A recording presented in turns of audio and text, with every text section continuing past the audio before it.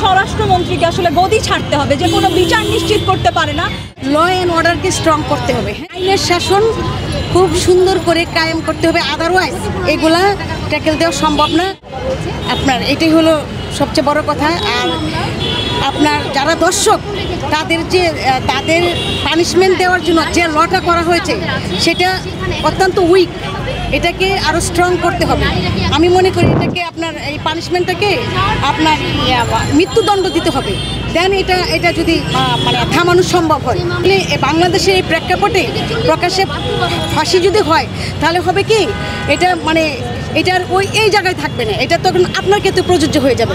আপনি সাংবাদিকতা করতেছেন, তখন আপনি একটা কারণ ইউজ করলেন, তখন তার পছন্দ হলো না, তখন এটা আপনার উপরেও তারা এটা অ্যাপ্লাই করে ফেলবে।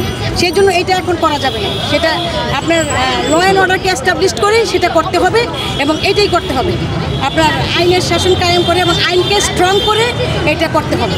ওদের দেশের লটা কীরকম ওইটা আমি জানি না, সৌদি আরবের ল ওদের দেশের মতো, সৌদি আরবেরটা এরকম যারা হইলেও এখন এই ধরনটা করলে, আমি যেটা বললাম একটু আগে, ওনার যে এক্সাম্পলটা দিলাম, যে এটা করলে তখন সাধারণ নাগরিকের উপরে এরকম প্রভাব পড়বে, তখন আপনার প্রতি আমার শত্রুতা, তখন আপনাকে আমরা এরকম একটা কাজে ফেলে দিয়ে আমরা এরকম করব, তাহলে এটা তো হবে না।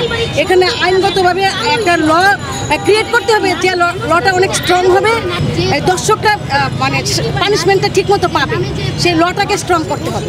মৃত্যুদণ্ড হইলেই ভালো হবে, মানে মৃত্যুদণ্ড, এবং সেটা ইমার্জেন্সি করতে হবে, মানে ল্যাংদি করা যাবে না, টাইম নেওয়া যাবে না, সেটা দ্রুত বিচার আইনে করতে হবে। কিন্তু আমরা যখন জানতে পারলাম যে শিশু আসিয়া একটা 8 বছরের শিশু মাগুরার, সে তার বোনের বাসায় তার বোনেরই শ্বশুর দ্বারা ধর্ষিত হয়, এবং তার অবস্থা খুবই ক্রিটিক্যাল, এবং আমরা শুনতে পাচ্ছিলাম যে তার মুমূর্ষু অবস্থা, এবং সে বেঁচে আছে কি না সেটাও আমরা জানতে পারছিলাম না। আমরা তখন এই মুহূর্তে প্রোগ্রামটা আমরা ক্যান্সেল করার সিদ্ধান্ত নিই, এবং আমরা মনে করি যে দোষীদেরকে আলোচনা করার চেয়ে আমরা এখানে দাঁড়িয়ে এটার প্রতিবাদ করবো এবং একটা বিক্ষোভ সমাবেশ করবো, এটা বেশি জরুরি।